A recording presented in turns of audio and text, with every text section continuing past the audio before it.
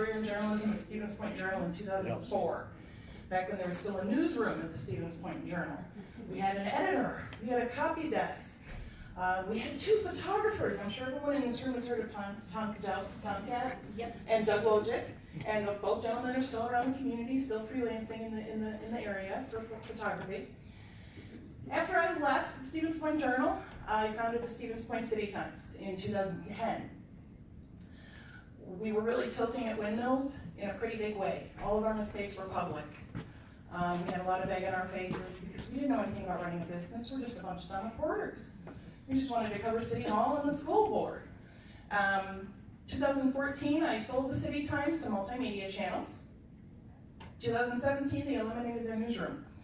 And if it hadn't happened to me, I would say, it sounds made up, doesn't it? If it hadn't happened to me, I wouldn't have believed it. It sounds ridiculous. Also in 2017, MMC, the company I sold to, also acquired the Portage County Gazette very quietly.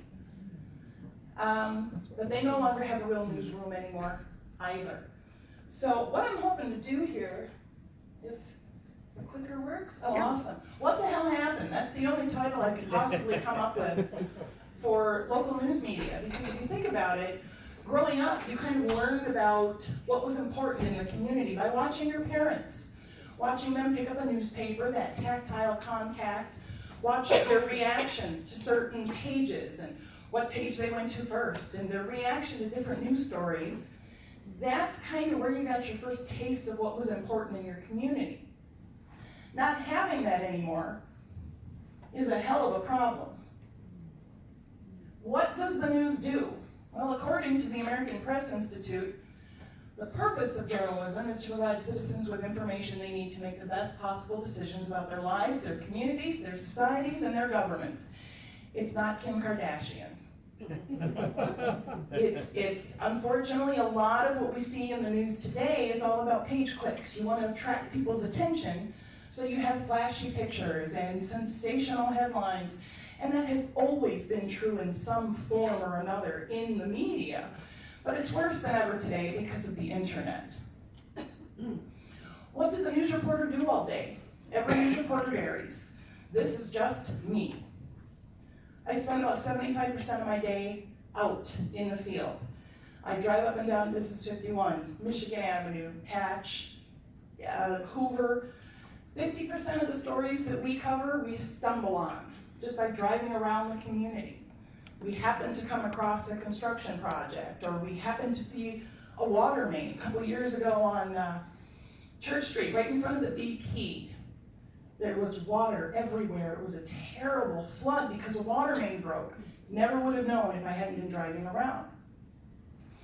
About half of my day is also spent verifying and collecting information with multiple sources. Maybe 10% of my day is photography. I admit I'd like to spend more time doing photography because I think a good story deserves a good photo to go with it. And about 25% of my day involves social media. Unfortunately, it is something we have to deal with today. Whether it's constantly updating our vulgarity filter on our Facebook page, because there are some very interesting new ways to spell swear words I've never heard of before. But you're also dealing with bullies in the comment section on Facebook. Some Joe Schmo wants to threaten Betty, and they're debating about some story we wrote. Well, we need to step in and intervene and say, cool your jets, guys, this isn't the place. Newspapers are organized basically in 2 different houses.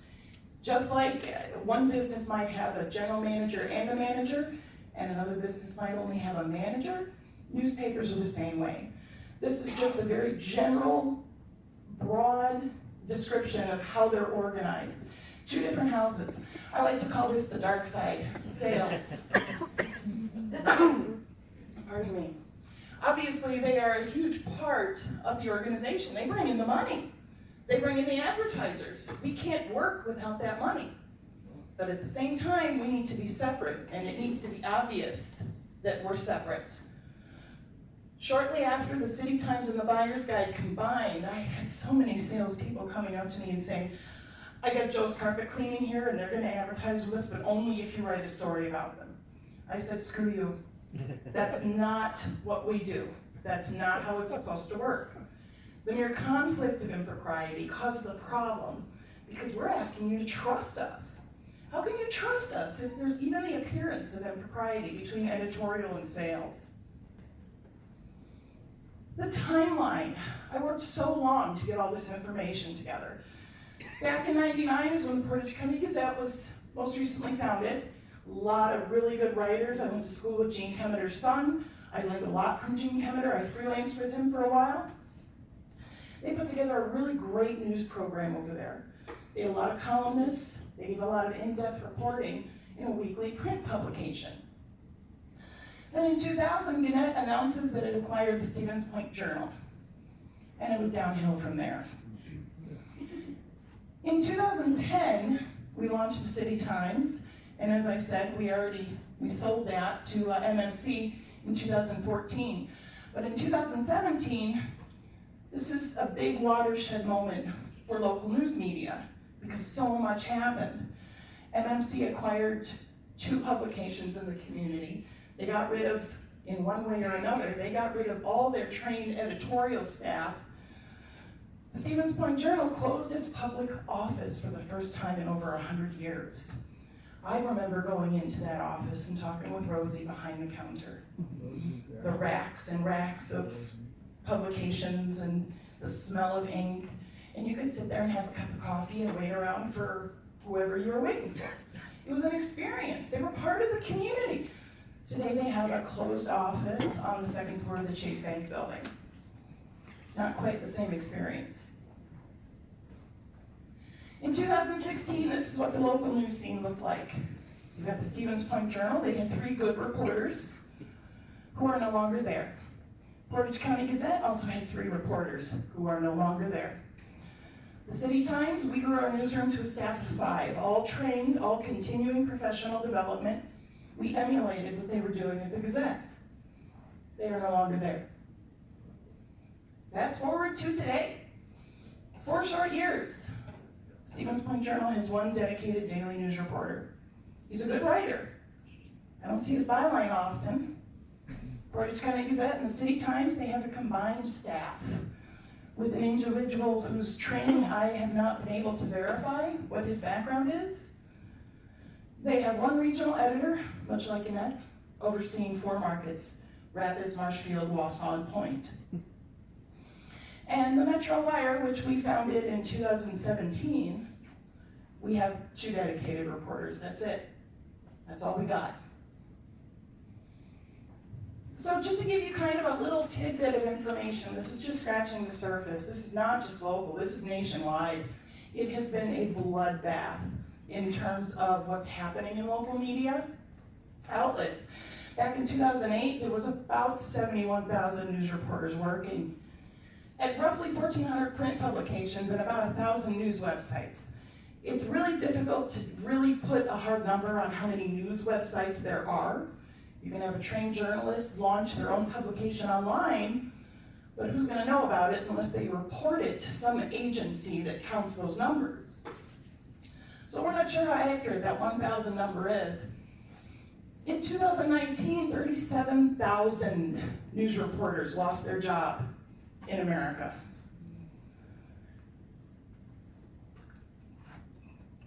I believe it was Business Insider's story that referred to 2019 as a bloodbath in the news industry because 8,000 journalism jobs were lost that year alone. So how did this happen? In a word, money. Social media came along and they took almost half of our revenue. A Pew study done in 2018 uncovered the majority of Americans actually believe their local news outlets are doing somewhat or very well financially. There's a big, big disconnect there. Google. Everyone knows Google. Obviously, they have quite a bit of ad revenue, and Google alone managed to bring in almost as much as the entire ad industry for news media outlets in 2019. Facebook, Big Blue. Facebook is the biggest enemy against community news that ever existed. And I will explain why. Social media, Facebook being among the most popular, introduced this concept of free news. We're going to give you tidbits of news. We're going to give you a meme, a cartoon. Maybe it's true, maybe it's not, but it's funny, so we're going to share it. As a result of this lost revenue, as I've already explained, we are all working on a skeleton crew, every single one of us. I logged in 78 hours last week, just reporting the news. Didn't even wash my dishes. The loss of checks and balances is absolutely astounding. I write a story, I give it to my editor. My editor has fresh eyes. They poke holes in it. They tell me what I'm missing. They tell me, well, you sound a little biased on this. That's all gone. This is one of my favorite fake news stories from 2019. I will not name the publication, but it is local. In April last year, you guys all remember we had quite a bit of flooding, some historic flooding in Plover and Park Ridge, just crazy. But in terms of news, it's great for numbers. People want to read about it. They want to see the pictures. The first sentence of this story: severe flooding in the Park Drive and Twin Towers Drive areas have left streets flooded and residents worried. Anyone here from Plover? A couple people? Okay. Twin Towers Drive is located in the village of Plover by the Plover Business Park. Park Drive is 6 miles away in the town of Plover, south of the Bluffs. So if we have 6 miles of flooding, we got bigger problems. This entire story is untrue. It was based off of an overreactionary Facebook post by someone who lives in the town of Plover. Nothing was verified, nothing was vetted, no one even picked up a phone. So when I check my competitors 20 times a day, I see this story and I went, oh my God, what did I miss? I called the fire chief in Plover. What's going on Twin Towers Drive? He says, what the hell are you talking about? It's dry as a bone. In order to verify that, of course, I had to get in my car and go down Twin Towers Drive and look. Sure enough, dry as a bone. This was 6 hours of flooding on one day, and it's seasonal. It happens every single year on Park Drive. But it was passed off as news. So how do reporters determine what they cover? I'm a meat and potatoes and dessert kind of a gal. That's how I determine what news is most important, what's sort of important, what can wait. For me, we don't have the staff to cover heartwarming, fluffy news, the human interest stories, the Audubon Society stories, the music and tourism stories. For me, the most important thing is city government, school board, county government. That's your main course for your meal. Stuff you need to know at the voting booth, stuff you need to know about upcoming construction on your street. Those are the most important things for me. So that's where we focus a lot of our time on.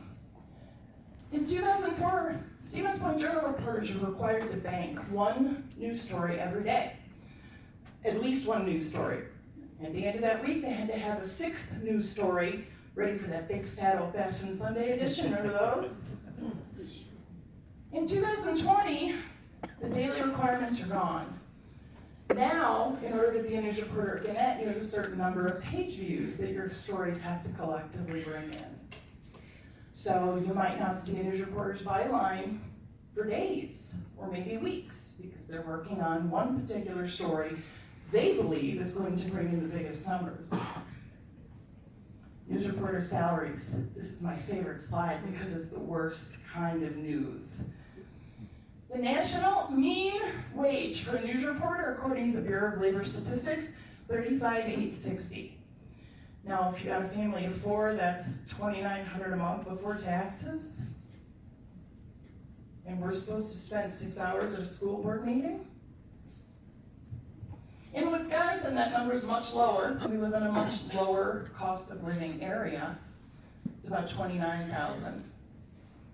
And the average number of hours, about 420 newsrooms reported having worked in a week, according to the Journalism Columbia Journalism Review was about 50 plus hours. The reason news works is because we're all pieces of the same system.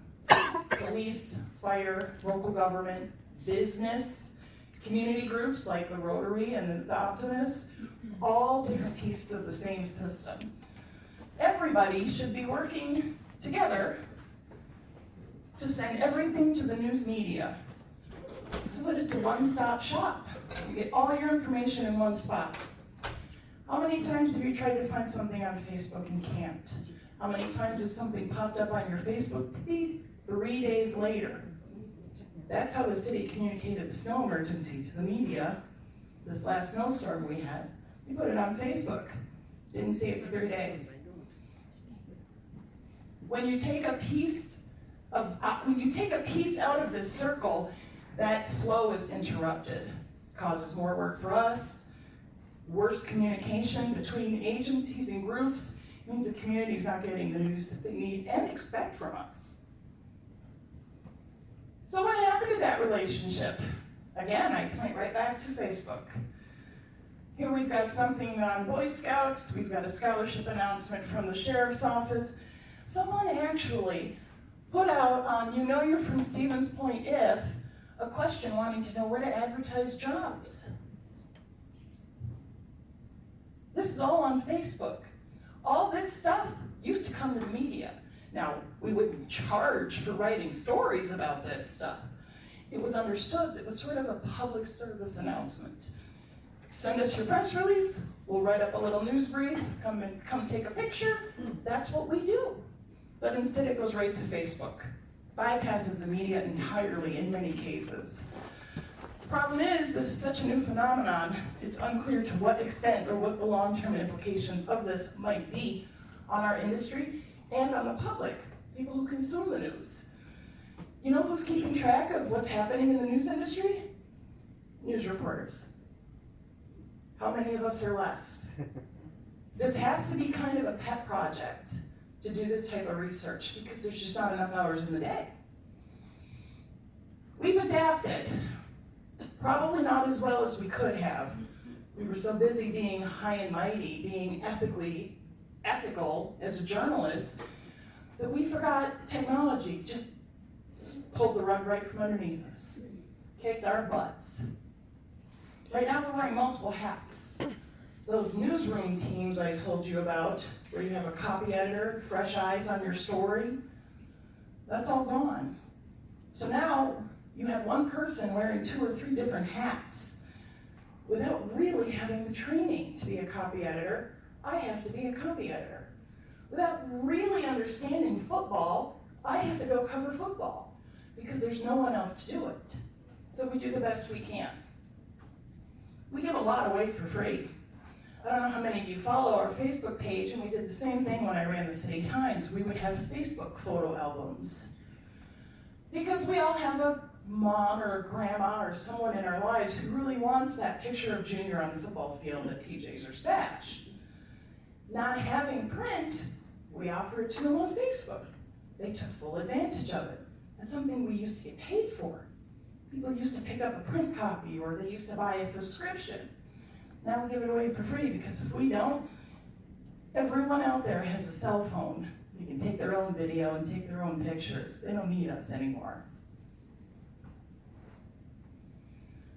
What the future holds for news, I have no idea.